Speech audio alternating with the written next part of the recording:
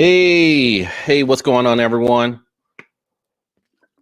Early morning. So trying to get this stream together. We're going to be doing some commentary over Ben. I think it's Mallah. I think his last name is. We're doing some commentary over that, as far as just kind of making sure you guys understand exactly what's going on when it comes to real estate. So I want to go ahead and bring on my guy, Justin. What's up? Good morning. Man, I'm telling you, it feels early. Oh yeah, super early. Yeah, well, Justin, go ahead and just introduce yourself so my audience can know exactly who you are. And yeah, of course. So, by the way, guys, my name is Justin Fernillo. I have a channel on YouTube where I basically just break down trading and investing in the stock market, both for short-term and long-term profits. And that's primarily what I do. I have a background in banking. And yeah, that's pretty much it. I mean, there's not much real estate guy, and I'm more in the stock field, Yeah, man. Man. So make sure that I'm gonna go ahead and put his info in the chat here. So if you want to go ahead and make sure you subscribe to him, we always got to support. So let's just jump right into it, man.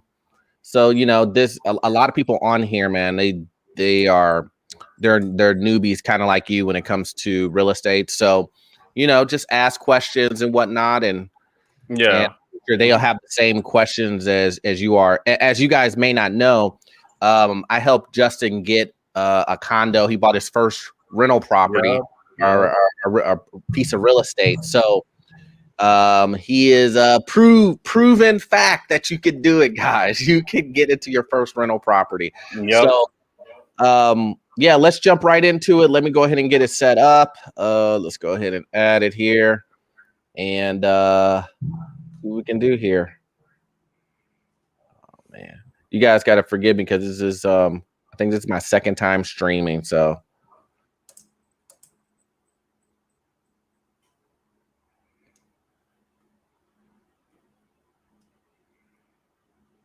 To like what? How many people are on it right now? none, man. None. Yeah, man.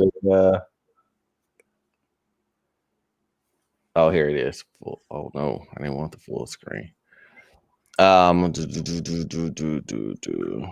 you make this thing work?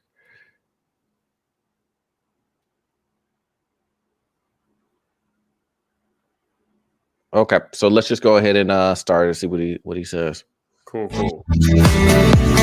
I'm Nick Nimmin, and I'm a StreamYard user. For the last 6 years, I've been live streaming. Millionaire mindset. Take two. Take one. People always ask, what is your biggest real estate mistake? Not doing your homework.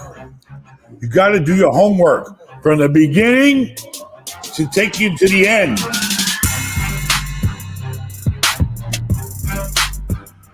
Okay, number one, my biggest mistake was not doing my homework.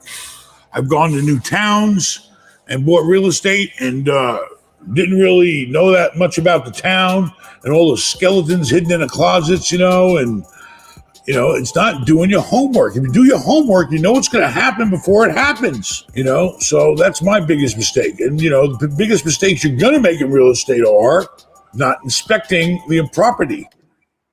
Okay, so this is one of the things that I always comment on in my other videos. And I just did a video on telling the truth about real estate and whatnot, and kind of like letting people know the details of like what it really takes to get into real estate. And one of the things that people really believe with real estate is like it's just like this passive monster that you just go ahead and just put your money in, and just magically you'll all the money and stuff will just start appearing. But it really doesn't work that way. You have to put a lot of work in at the beginning part of it. You have to, like Ben said, you have to do your homework. You have to go and make sure that do the inspections and whatnot. And especially in this market, we're seeing a lot of people who are like foregoing inspections just to get the property.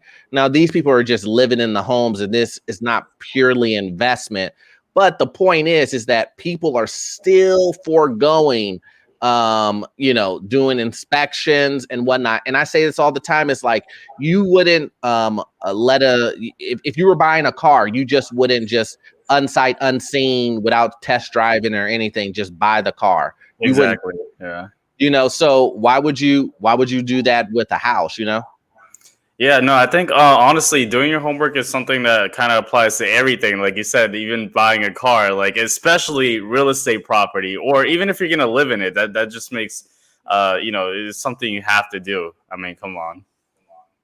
Yeah, it's just unfortunate, man. It's just that, especially when it comes to real estate investing, like you have to do your homework. Like it is like number one, you got to go check the roof. You got to check HVAC. You got to check, everything, plumbing, things of that like that. I mean, it's just so important that you do that. And so I always tell people, hey, make sure that you check all of these things when it comes to, real estate investing, period.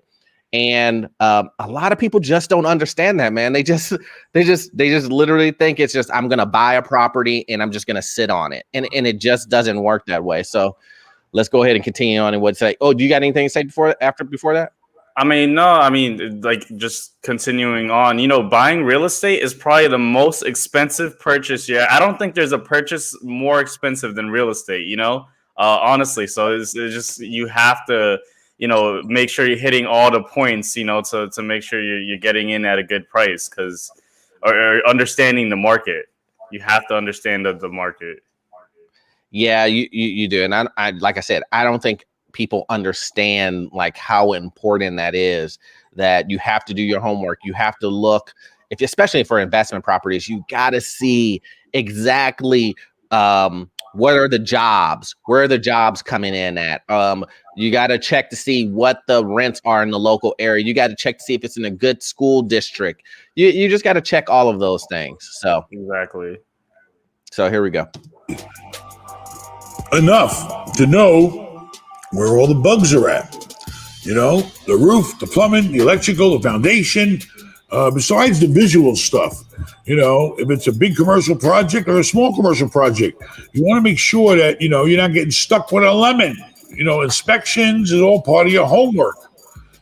Everything is homework in real estate. Do it, and then you'll know what's going to happen. Everything will just fall into place. You'll close the deal. It'll work out just as your plan said it would. But you got to have a plan, and you got to do your homework. Can you give you like personal biggest mistakes? The biggest mistake I made was I went 800 miles away to Texas and bought an entire block of apartments, 1,000 apartments on one block. And I got so confident or cocky because I was buying them so cheap that it was a no-brainer. Well, it was a Well, let me tell you what, you buy 1,000 apartment units. You know how many people you have to, I mean, obviously 1,000, but it's not just 1,000 people, it's 1,000 families, I think that's what people think, like, oh, just units, these units are 2-3 bedrooms. So you have to fill up 1,000 families in one area. And to be honest with you, I don't necessarily believe that I would do that because of, that market has to be huge. It has to be huge for me to even think about doing that, because of just saturation, like, in a sense, kind of competing with yourself, so you just have to really watch out for that type of things. But look, guys, you won't have to really worry about this portion of it because no one's here starting out at 1,000 units. You hope that you can get to 1,000 units on one deal, and make millions and millions and millions of dollars. But as of right now, you can still take these exact lessons. Yeah, and apply them to your beginning stuff. Yeah, I'm interested to know like what ended up causing him to really like lose out with those units. Was it like it was too much scaling up? Was it not finding tenants for those units? Like, well, I want to know, like, what's the issue when you do approach something like that? Yeah, let's see what he says. Brainer. I didn't do my homework. I found out all kinds of things I didn't consider or realize about the property until after I bought it. And I knew there would be some things, but it turned out to be a laundry list. And it added up to millions. Luckily, little Ben went out there, gave up 3 years of his life and lived there, turned the place around, got it running right. And we still were able to get out and make some money. But it could have went really bad, really bad. And never buy 1,000 apartments in one location. You know why? You compete with yourself. You're the only game around, but you need 1,000 families to live in these buildings. Okay? That's a lot of units to fill in one location. So basically, you're constantly trying to rent. And there's constantly people moving out. And it was a very, very busy situation, amongst other problems we had there. So yeah, like we just said, that's the exact reason why it didn't go well. He said he turned it around, but he said that it's that constant game of renting, and that constant game of like I just said, competing against yourself, Yeah, and he did mention that he actually had to like sacrifice, I think he said like 3 years living in there just to maintain it. That's some dedication right there, Yeah, I think it was one of his business partners that was there, kind of like sacrificed some time and whatnot to live there. I mean, so it wasn't him. No, it wasn't him. It was property management, or a guy that his business partner. And okay. But I mean, that's someone's life and time. Yeah. A property together. I mean, I'm guessing he made a pretty penny on it. If you're going to sit there and spend 3 years of your life in there, Yeah. But here's the lesson out of that is that even though he spent 3 years into it, the reason why he had to spend those 3 years and you're digging yourself out of a hole is because he made that huge mistake at the beginning of not doing his homework. And when you don't do your homework on these properties, it can just turn for the worst. It really can. I've had situations where, not like on my very first deal, I was super excited to get into this property, and I was dealing with this lady, and she wanted to sell me the property for, I think it was like $250,000. Now I knew that this property was, it was, I should have bought it. I should have bought it for cheaper, right? 200,000, what I should have paid for it. But what ended up happening is we ended up going through this whole saga for 6 months where we were going back and forth, find out she have IRS, and she was just stringing me along the whole way, stringing me along for the entire time. And I ended up not buying that deal by the grace of God, because I just got tired. I tired of dealing with her mess, but I could have paid $250,000, even though I knew that the property wasn't worth that. I was just so excited to get into my first property that you kind of get caught up in the emotions of getting your first property.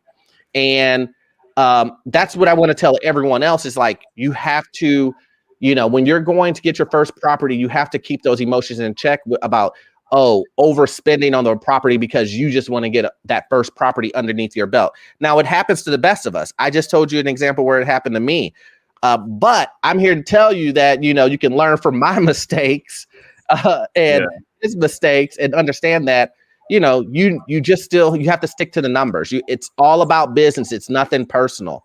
And you're going to have to be digging yourself out of a hole if you overpay on your first property just to get that first rental property, So the question is, when you go to your second property, do the emotions kind of like just escape out because this is, just strictly business, right? I feel like because that happened to me with the first property, I was too focused on this is the place I want to live versus on this is the best like opportunity for, appreciation. Because, condos don't appreciate as much as single family homes, so I want to know, does that kind of in time go away, or are you just like focused more on the business aspect? Well, I mean, I think no, it kind of it kind of still lingers on. I think the bigger deals you do, the more that feeling kind of goes away because you have more to lose. You know, I think on my second deal, the that feeling was still there, but I knew it was coming. You know what I mean? I knew it was coming, so I could better check it and be like, oh nah, you know, for it, you know, I know this. I know this is a bad deal. I know this is a good deal. You know, I could do that. You know, because I remember when you were doing your deal, I was trying to like sway you in one direction or another because I was like, hey, look, this is what's going to come up. These are the mistakes. But I could tell that you were like emotionally charged and just, I want a place here. I want a place there. It's so funny because you see yourself in the place. Yeah.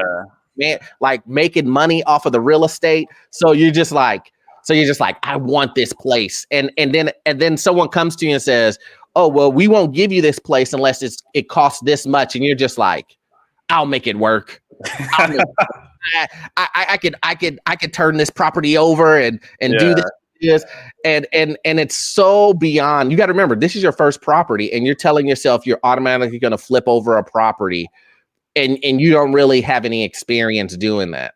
Exactly. That's where it comes in at, you know. But no, like to answer your question, no, it doesn't go away, but it definitely decreases from that first one. Man, I'm telling you, your first deal, man, you have that real estate high where you where you're just so happy, like I made it. I finally got my first rental property. Now I'm gonna make me an empire, you know? Yeah. Exactly. Well, let's see what else he says. So I learned my lesson. What else you want to know? How else did you get screwed in real estate?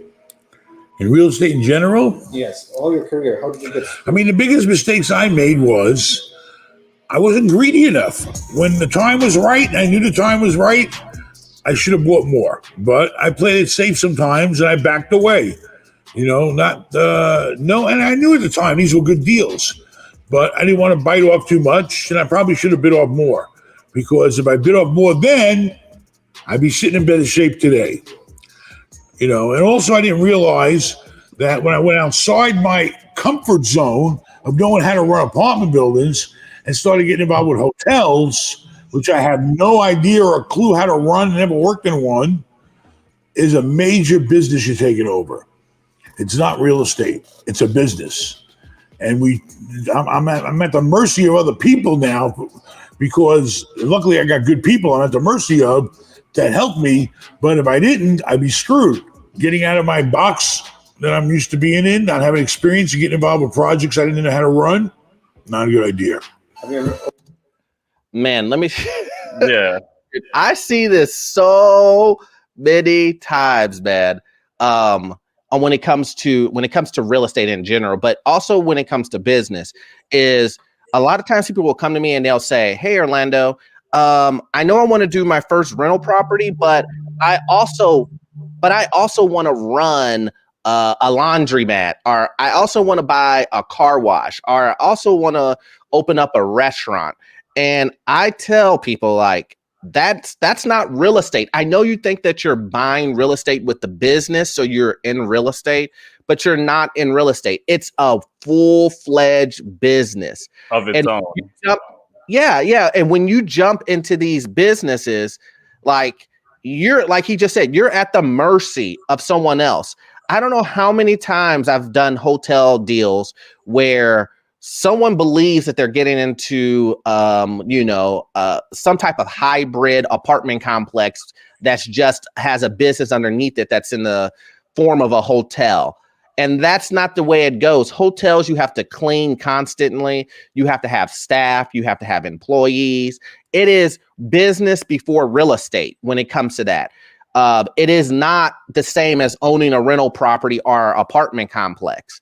Apartment complex or a rental property, to me, is much, much, much, much easier to manage than dealing with hotels, dealing with laundromats, or any other type of what people would consider passive businesses. I think more people consider like a laundromat or a car wash or something like that doesn't include that many employees or no employees. They consider that more passive. But let me just tell you this right here, guys, that it's not passive. You put in so much work. You put in so much work that is constant. You'll be trying to sell that thing, 1 year into it. 1 year into it. I'm telling you, man. I think that's funny how the hotel hospitality industry, it sounds like it's similar to real estate, but in reality, like you mentioned, it's completely different because it's like short-term rentals, kind of like an Airbnb concept, where it's like when you have an apartment complex, you're signing leases for a year being the minimum, versus with a hotel, I mean, you got people coming in every 2 days. I'm sure the volume on that, like filling up those rooms with beds, is much more difficult than just having your apartment complex, right? Yeah, because listen, someone signs a year lease in an apartment or your rental unit, right? They sign a 1 year lease, right? You don't have to worry about how they do whatever they do in their bedroom, and as far as like cleaning and all that other stuff, right? You don't have to go there and clean their bathroom every day. You have to do that when normally people are staying in these in the hotel rooms for 1 day, 2 days, and you had to have staff for that. And you can't sit there and go, hey, I'm not going to pay staff today because we don't have that. We only have 1 or 2 units filled. No, you got to continue to pay those individuals. So many more expenses. Let's not even talk about insurance. Oh man, the insurance cost on a hotel is ridiculous, and I think a lot of people get it mixed up because they think of monopoly. Like you start off at houses and then you move on over to hotels. Yeah. And I'm just like, no, let's just stop. Let's stop at the houses. Let's stop. If you want to move on from houses to commercial, just move over to apartments. Don't move over into hospitality or to laundromats or car washes or something. And at all costs, guys, stay away from restaurants. They're death traps. I think I've been doing commercial financing for 15, 16 years. And I can promise you probably, I don't know, 30, 40% of of restaurants that I've done that went out of business. They've went out of business. Yeah, the margins are small, and it's really about volume, and it's ridiculous. Like it's ridiculous. It's one of the hardest businesses to get in. It's easy to get customers in the sense that everyone needs to eat, but it's hard to make a profit with a restaurant. Like it's just ridiculous. Yeah, man, it is. So let's see what else he got to say, man. Yep. Overpaid. I don't ever feel like I ever overpaid, because if I did pay close to retail, I was doing it because it would still have a tremendous tax savings for me, with a 1031. Because the choice is this: you either buy something or you got to pay the tax. Well, if you pay the tax, that money's gone. You never see it again. Uncle Sam ain't giving nothing back. But if you roll it into something that maybe you're not going to make a fortune on, but you're parking it for a while and you're getting a decent return, then that's a way of just prolonging it until you find the right deal. So yeah, I paid close to retail because I felt like it was a good way to park it instead of giving the money away. And I have made one mistake. Really, the only one that sticks out in my mind as the one I recently did with the sweet tomatoes. But who would know the sweet tomatoes are going to go bankrupt? It was a great restaurant, a great location. What happened? COVID came. Ding, ding, ding, ding, ding. I just bought a sweet tomatoes for, I don't know, $3 or $4 million, and it went belly up, baby, belly up. Nobody was pulling that belly up to the salad bar no more. And plus, it was going to be my great place to go, and I wanted to eat healthy. I go to my own tenant and eating sweet tomatoes when I was in Tampa. So it screwed up my diet, too. I think Dude, I haven't watched his video. So like it's like I'm like we were kind of like going over stuff, and then he says it right after. Yeah, that's funny. Yeah, second time that happened. Yeah, yeah. And so, dude, he's talking about these restaurants, man, and we just spoke about that. And he's made the mistake of getting into restaurants too. And I do feel like there's a different playing field here too. Like once you get so much money, man, you feel like you have to diversify, right? So, I think he's like a net worth of $100 million, something like that. So he's probably bought apartment complexes, and he just feels like he needs to diversify and not be so heavily saturated in like apartments and multifamily. So I can honestly see him trying to make those steps towards buying a restaurant or buying something else. And so, yeah, I totally understand that. Yeah. First of all, does he live in Florida or? I think so. Yeah, I think so. Okay. So when he bought the chain of units in Texas, okay, that makes sense. Right. It was out of his market. Okay. What's your thoughts on like getting real estate in another state? Like how like what he mentioned earlier. Yeah. So here's my deal when it comes to buying real estate out of state is as a first time rental property owner or someone who's doing it the first time, I just think it's just not smart to do. I feel like you don't really know how to analyze markets. I don't think that you don't know really too much about property management. You don't know too much about anything, right? Like, so why go out and throw in a extra wrench into, buying a property? It's, some people find it daunting and hard enough to get into rental property to throw in out of state too. I mean, you know what the jobs are? Do you know what's good or bad areas? You don't. And I'll give you an example. So I buy. So in my market, in the St. Louis market, we get so many people coming here from California trying to buy properties. And I always ask my property management team, like, what are these guys doing from California coming over here buying properties? Because I get outbid by them all the time. Oh, wow. They overpay on properties like constantly. But you have to understand, it's all about perspective. These guys are coming from California. They're seeing, cash on cash returns of like, 4%, 3% for California properties because it's so high priced. You come to the St. Louis market and it's Midwest, right? St. Louis market, and you go, wow, look, man, I'm making 12%, 10% on my money, right? And you just think this is the place to be, but they're not taking a lot of things into consideration. First of all, you don't know the markets. And when I say the market, not St. Louis as a whole, but the neighborhoods, you don't know that. And then you also don't know that you don't know there's a difference when it comes to the amount of people in this area versus California, in a LA, in a San Francisco. It's just a different type of the population is more in California. So what would happen is I would see these properties and these guys from California would overpay. They would just overpay for the property, man. Yeah, no, it makes sense. It makes sense because like if it's hard enough to identify your market, just going into another state and it's going to be difficult. I mean, it was already difficult trying to navigate which were the areas in the place that I live in that are good, because you have to know. For example, I was going to get a house simply because it was cheap in a bad neighborhood, and I think like I had so many people talking me out of it. Like, this is why you don't want to do this. Imagine going somewhere else and you don't know that's the bad neighborhood.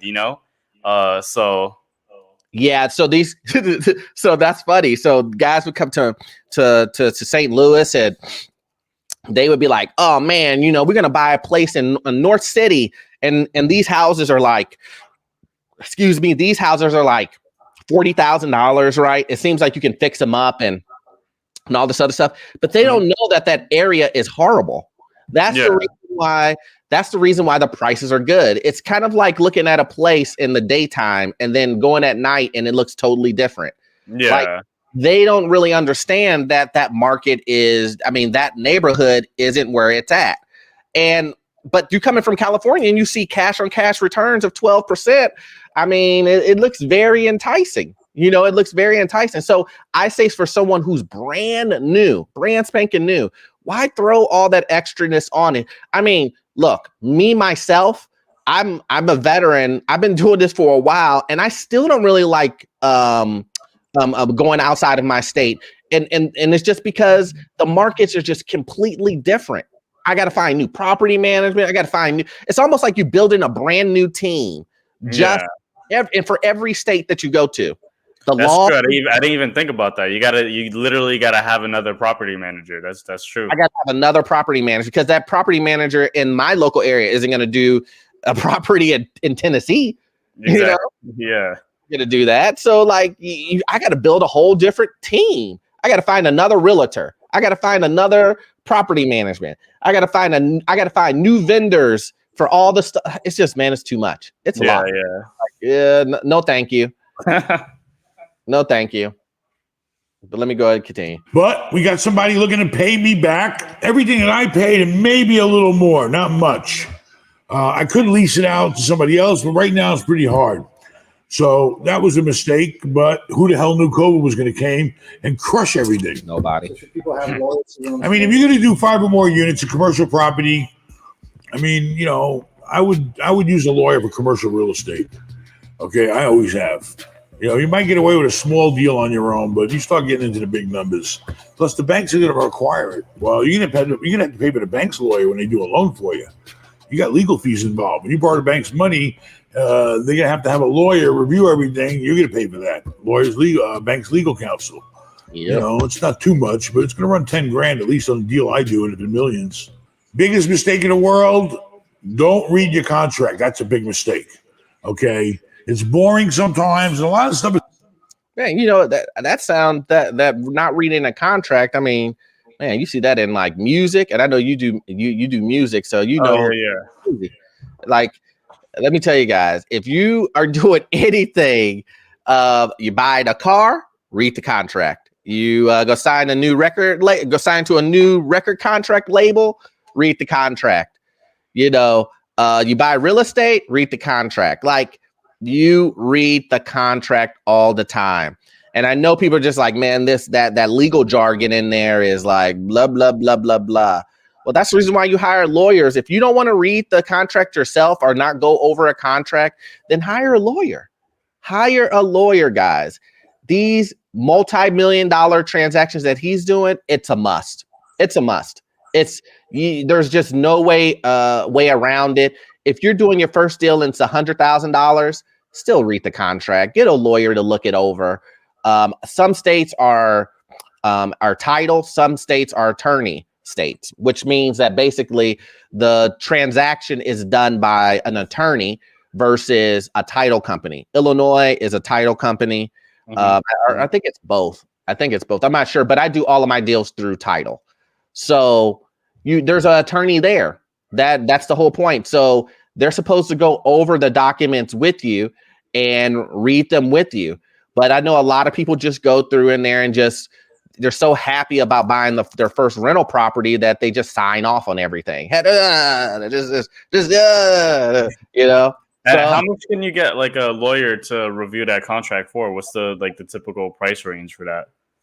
I would say the typical price is like, I mean, I think you can get a lawyer to look over something for a couple $100, man. Okay. A couple $100 if that's all they're doing is looking over it. Yeah. You know, lawyers are funny like that. I mean, you could sit here and tell if a lawyer will tell you, I'll look over your contract, but it's just a yes or no, like this is good or this is not. They don't want to go into depth. If it goes into depth, then there's gonna be some extra money. Oh man. If I gotta go in depth and tell you what's wrong and all this other stuff and what not to do and what to do, then that's great. Then that's gonna be some extra money. But if I gotta just tell you, if you just say, "Is this good or not?" and they go, "Yep, good," then that's probably $300. Oh my god, yeah. If they gotta go in depth, they go charge you. They go charge. Yeah. It's funny. I mean, that's what they go to school for. So you know. Yeah. I mean, attorneys, man, it's a love-hate relationship with attorneys, and real estate investors, man, because and on the opposite side, I don't know how many times I've had attorneys like kill deals. Kill deals. The joke in my industry is like, what's the fastest way to kill a deal? Hire an attorney. Like, Yeah. I mean, and it's because they're gonna send a contract back to me that has all these red lines in it, and it's just like, man, I can't cut out the heart of the contract. Like, Yeah. there's a lot of this stuff is boilerplate. I can't cut that out, but they want you to cut it out, and it's just like, nah, man. Well, my client isn't doing the deal then. Well, I mean, okay. I mean, Yeah. too much about that, So yeah, man. Exactly. Well, let me ask you a question, Justin. Like, when you did your first deal, what was like? How did that go? Did you work with an attorney? Did you work with a title company? Oh, it was a title company. Now, did they give you any advice? Did they kind of go over things for you, or? Yeah, I mean, it was just like going through like each paper, kind of just explaining what each thing means, just reading through it, and just signing away. Did you read anything? Yeah, I made sure I read it. I felt like the title agent kind of wanted to just like put the signature here. Let's go to the next page, and I'm just like, oh, hold on. Let me read this though, just because I didn't have a lawyer. I was just reading it by myself, so I just wanted to make sure everything was good. My realtor was actually looking over it too. Like, he was kind of like, if I didn't understand anything, like, he broke it down for me too. So I think having like a good relationship with someone like that could be like really helpful, Yeah, man, it really is. Like, I'm telling you guys, like, you'd have to start your team. This isn't individual, quote unquote sport. Like, you want to have a team. You need to have your realtor. You need to have your property management. You need to have people that you can work with that can do work on properties, stuff like that. And it's not something that you get automatically. I'm not saying like you need to go out and find vendors and stuff like that and all that things immediately. But there are a couple of things that you will already have just for going through the process of real estate. And that's a realtor. And that's, I would hope that you, at the very beginning, you make sure that you find a property management team, because that will cut out so much headache. Like you, Justin, when you decide to move out of your property and you want to, basically get someone, find a tenant, do all that background stuff. I'm telling you, man, you don't want to do that. You don't want to. I'm pretty sure you don't. Do you know the laws? I'm just gonna ask you. Do you know the laws in Florida when it comes? Oh man, you don't know the laws? Like what laws? Exactly. I mean, I'll be honest with you. Even I'm like I said, I'm on the Illinois side, and I kind of know some of the laws, but do you think I really want to get into the nitty gritty of trying to figure out what rules and things I have to do for tenants? No, I just want to get my money. That's what I want. That's exactly. Really what I want. I mean, I'm not trying to, I mean, yeah, I am trying to simplify it. Like, it's just about me making money. That's the reason why I did this when it comes to real estate, is I want to make money. I don't want to sit here and fumble around with tenant laws and all this other stuff. That's what the property management team is for. Exactly. How much can you get like a good team for? For my property management, 6%. So I pay 6% on the monthly income that I receive. Okay, so property management, and it's different everywhere, right? Mm-hmm. I've heard like in Florida, I know this is crazy, but in like those hot spots like Daytona, like Airbnb type places, they charge up to 40%. Oh my God. Yeah. But those Airbnbs where you're paying, $2,000 for a week. Yeah. So that seems different, but in my market, it's 6%. In like Texas, it's probably like, probably 8 to 10%, but it's off the top of your monthly income. So that can move. That's a scale. That price point moves depending on how many tenants you have, if you have any vacancies and things of that nature.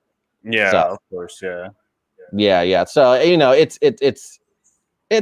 I'm telling you, that's where you want to go though. It was boilerplate, but you know, you want to make sure that you're signing up for the deal that you want.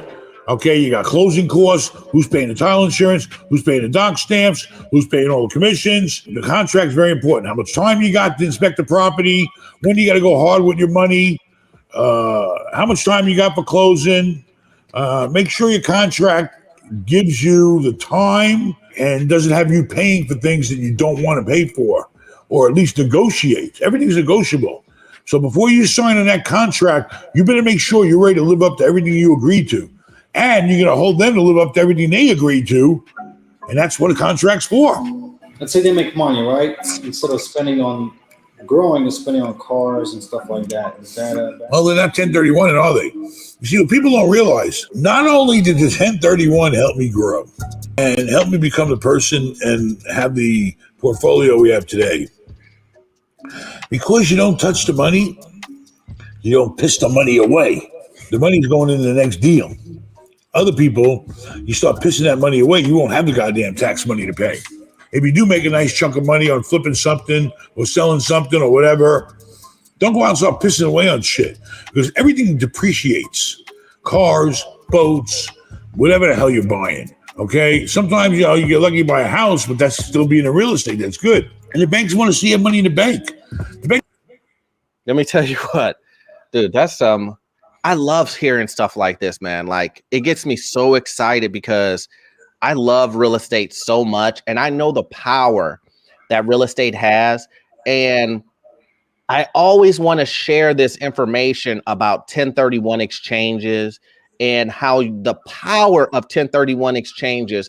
But I also understand that people, like, you have to get to a certain level, because you can't just do a regular rental property well, actually you can do a regular rental property in 1031. But as far as you like getting into it, 1031 exchanges aren't really on your radar until you want to sell your property. But the amount of money that you are saving when you do a 1031 exchange, guys, is unbelievable. Like, I can't stress this any more than I am. 1031 exchanges are a shelter that allows you to sell your property and not pay capital gains tax and not have to recapture. Let me repeat that. Recapture all of the depreciation that you have taken from your property. And why is that so key? Why is that so key? Well, in real estate, you get to do this thing called depreciation, where you basically depreciate the asset, even though it's a depreciating asset. You take this amount off. It's like a phantom invisible write-off.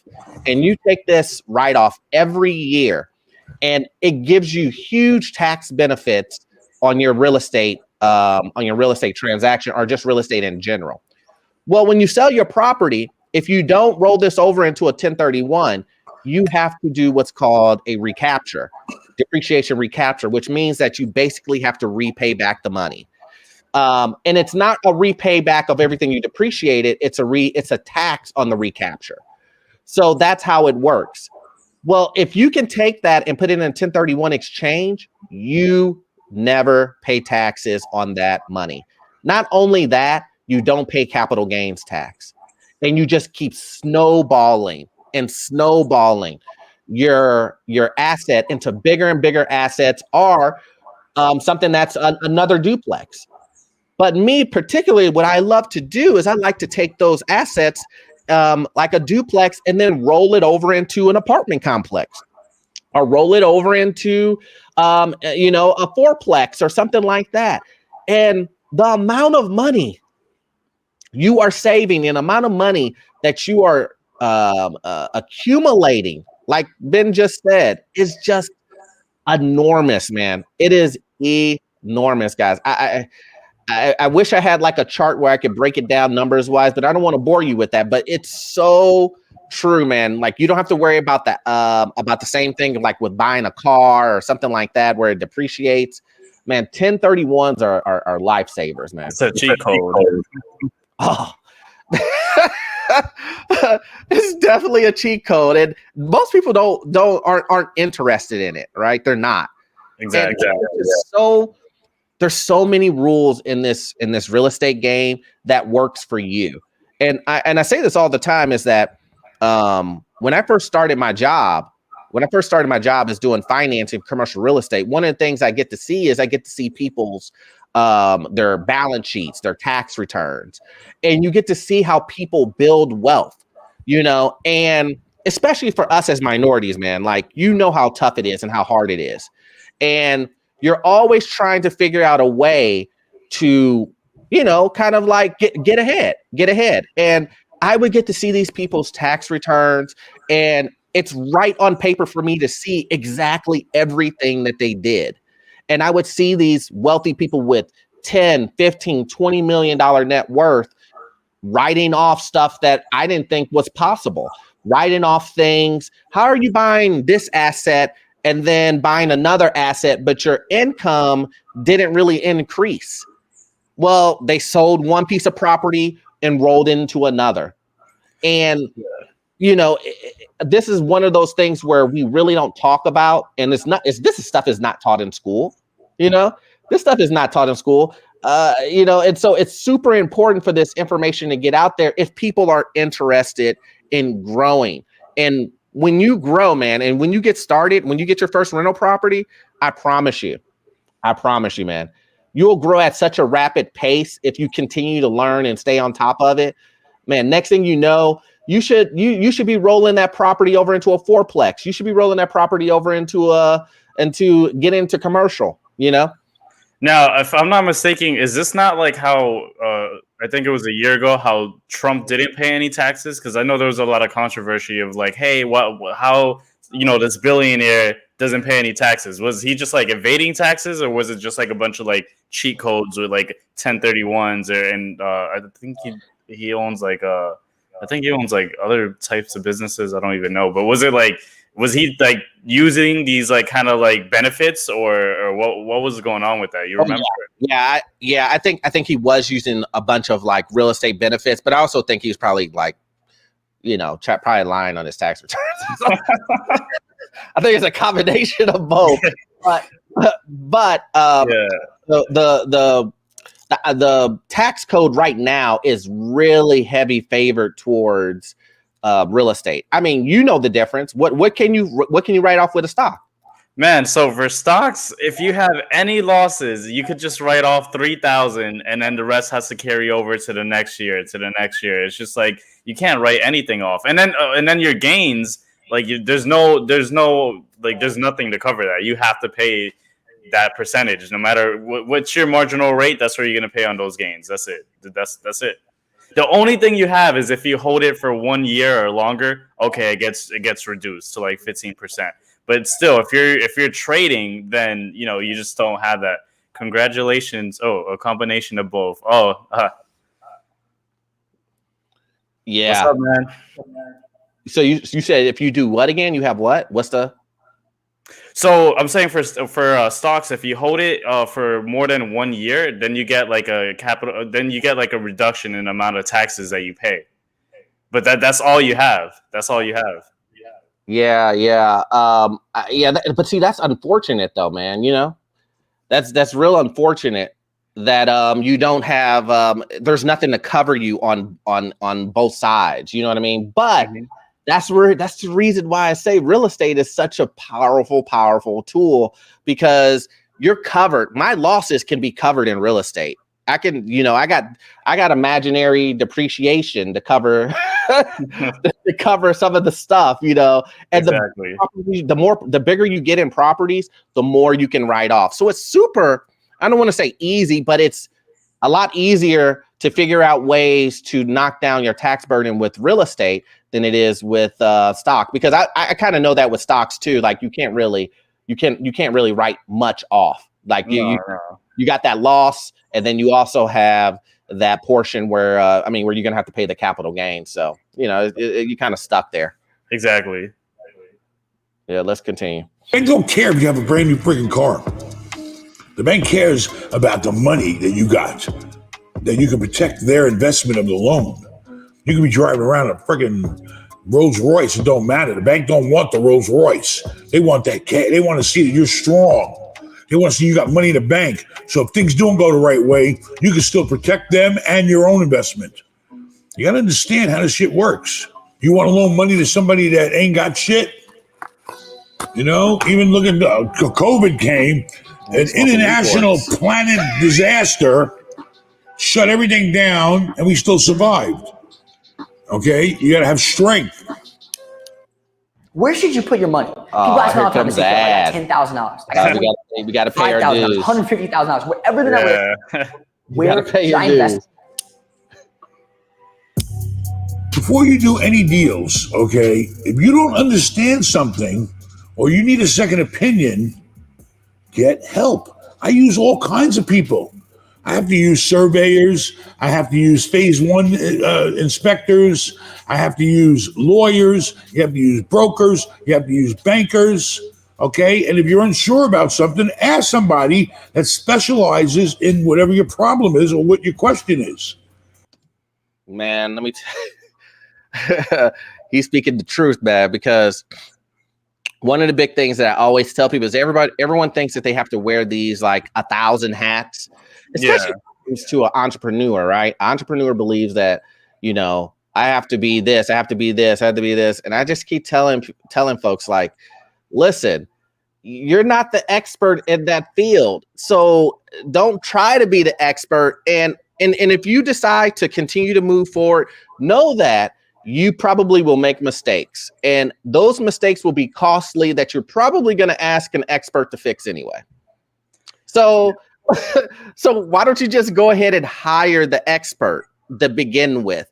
And that's where the team building comes in at, Exactly. This is exactly what it's like. You're predicting everything he's going to say. Cause you mentioned this, like a couple clips ago, you gotta build that team. You're not going to do this alone. It's not like a single sport. You're not playing golf. You're playing, in a team.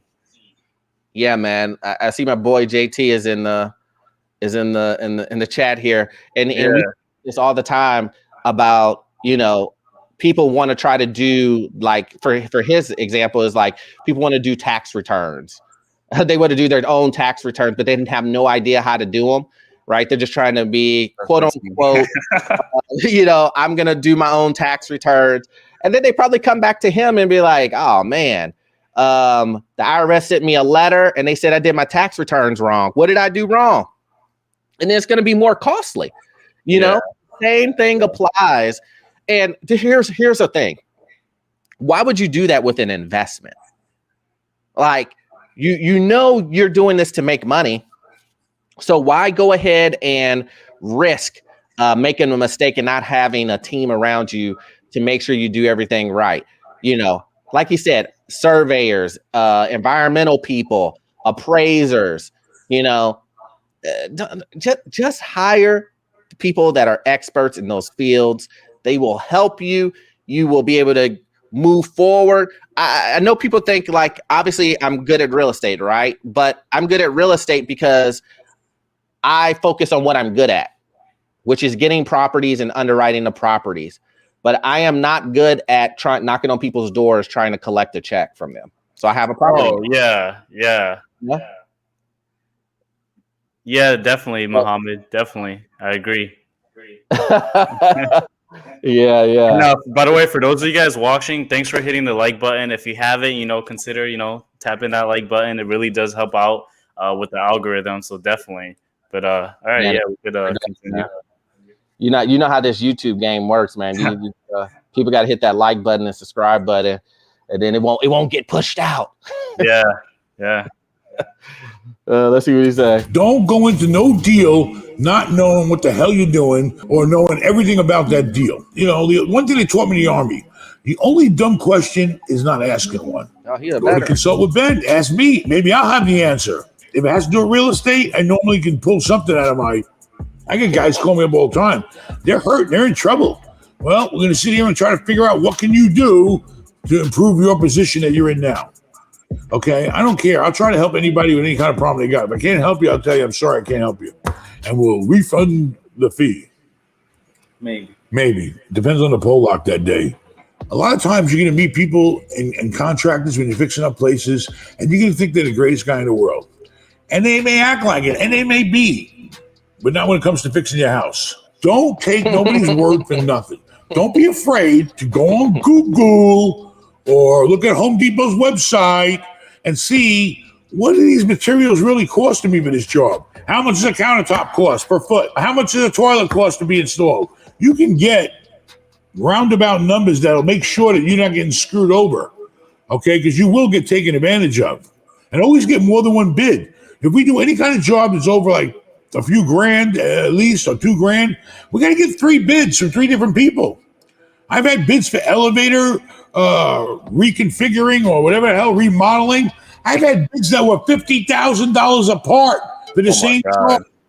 Also tell people to leave comments. Leave comments, like it, dislike it, share it with other people. Adios, amigos. Yeah, man, he's right about that. So I've had the same thing happen to me where, basically, you know, the difference in prices that people give you are just vastly different. And most people believe that someone who offers the higher price is the better price, or some people believe like they've went through that process of finding a vendor and they don't feel like doing that 2 more times, right? So they'll just go with the first thing that comes. And that when it comes to, if you're in fix and flips, if you're into just real estate in general and you're trying to fix up the property, that's not the way to go. You should always get at least 3 bids. And they may be 3 bids from, you may already have your mind set on one guy. Like that happens all the time. People are just like, oh man, I already know I want this guy. So I don't need to go any further because it doesn't matter who the other 2 people are. I'm not going to go with those guys, no matter, you know, in my head. But then you'll be amazed that when you get those invoices from those 2 other guys, you'll be like, whoa, why is it so much cheaper? What's going on here? Yeah. That I like so much. He's charging me a little premium. Why is that? Yeah, so so tell me what's the psychology with this? Now say you have your guy, and your guy, I don't know, his name's Fernando, right? And Fernando always does your deals, right? He always does like the renovations. But then you're like, okay, let me get some more bids. So you ask Fernando's price, he tells you like whatever number, and you get like 2 other people and their prices are cheaper. When you go with the other people, like what do you tell Fernando? Like, hey, listen. Do you try to counter bid with your guy? Like, hey, look, they're trying to do it for this much, or like, do you do any comparisons or no? Yeah, I think everything is negotiable, right? So you go back to your original guy that you like so much, right? And you go, hey, look, I went to these, I went to David, and David said he can do it $20,000 cheaper. Can you match that? And the first guy is going to tell you, oh no, I'm not going to do it. Or he may tell you, oh, the reason why these guys are doing it cheaper is because they're getting their materials from a garbage place. He may tell you that. He may give you some insight that you didn't know previously. So it's always best to go, hey, can you match this, and see what he says. He may say, he may not have an actual reason why he wants to, why he can't come down. He may just say, no, this is my price. And if someone can't really give you a full, explain and give you a reason, then yeah, I would say it's time to probably move on to the next person. Now, if they do say, hey, it's because they're using bad materials, what would you do in that scenario? Like what's your decision? Well, I would ask the guy, the guy that is supposedly using bad material, where are you getting your material from? If he tells me he's getting his material from, I don't know, some secondhand place or whatnot, then I'll be like, oh, okay. My first guy was right. And then be honest with you, that brings a little bit more credibility to my first choice. Exactly. That's true. oh, he told me the truth. He let me know what was going on. He gave me a heads up versus not telling me at all. And then, you kind of, in that sense, how the saying goes, you get what you pay for, Exactly. So I look at it that way, but see, this is what I'm talking about. If you didn't do that in the very beginning, if you didn't do 3 bids, how would you have that back and forth and know exactly what's going on? You're just trusting one guy, Exactly. No, I think honestly, that's something I'm probably going to try to apply to every aspect. Everything that you need to get a quote from someone, just get 3 more, because it's just like, it makes sense. Unless it's something that it doesn't make sense to waste the time. For example, he said that his threshold is $2,000. Like if it's over 2,000, then, but anything under, he's like, he just doesn't care, So that makes sense. He's also doing multi-million-dollar properties. So exactly, him is like throwing a dime in a bucket, Yeah. But $2,000 to someone who bought their house for $100,000, I mean, that's 2% right there. Exactly. So you want to make sure that you're dealing with the right types of people. Exactly. So before we go ahead and we end this stream, I want to go ahead and, do you guys have any questions, the people that are watching? Do you have any questions that I can answer, that me and Justin can answer? Justin is big on stocks. Please check him out. I will put his link to his channel in the description.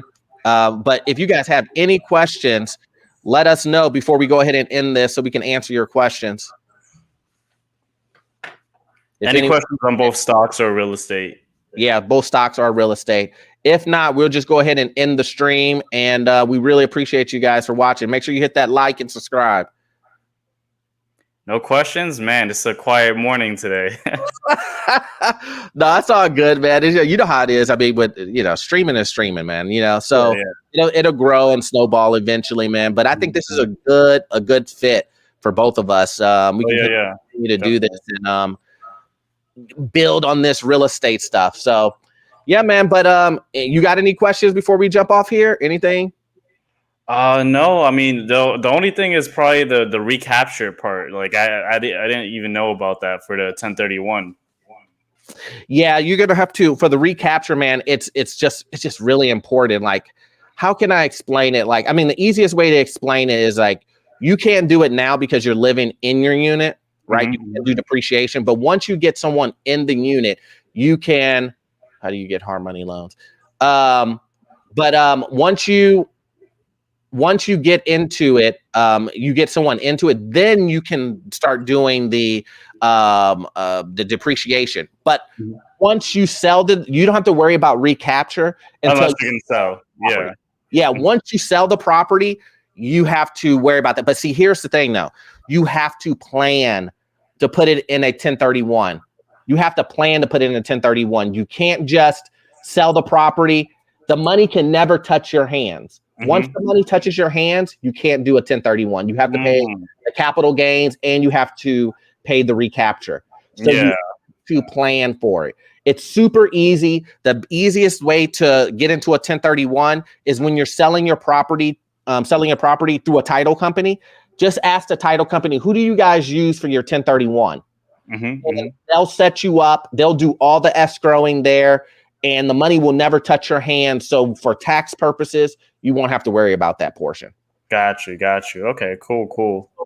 So Muhammad asks, how do you get hard money loans? So here's the deal. When you're trying to do a hard money loan, the biggest thing that I tell individuals is you have to remember that hard money loans require more capital than if you were to go to a bank loan.